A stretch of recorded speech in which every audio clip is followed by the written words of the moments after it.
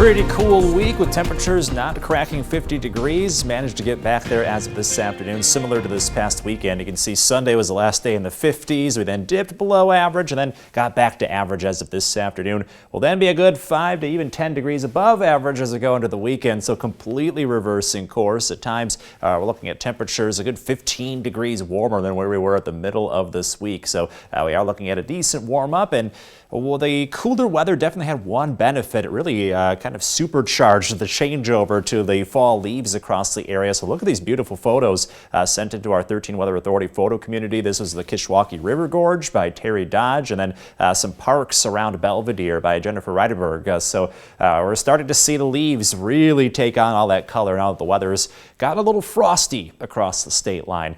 Looking ahead, though, definitely the opposite of that. We're up about 15 degrees this weekend, resulting in October-like conditions. Makes it a little easier to get out and enjoy those leaves, and also a great weekend to get the holiday lights up. You don't necessarily have to turn them on, but they're at least up on the house because the weather's warm and you're not doing it when it's very icy. We could see that kind of weather back, though, late next week. Next week starts out warm, but we'll have to watch the transition as that could bring in some interesting side effects late next week.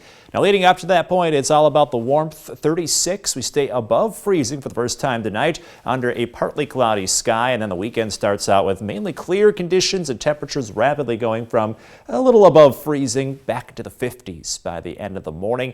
It is a little on the breezy end. We'll see some gusts up to about 25 miles per hour.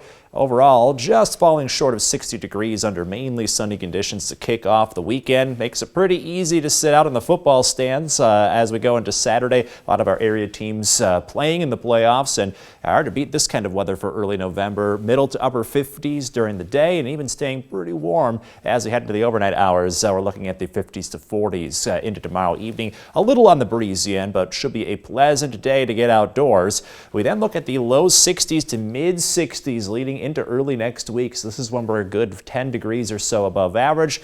We then drop back down again with a chance for some showers late next week, and we'll have to keep an eye on those. Rain likely as we head into the middle of the week, mostly on Thursday.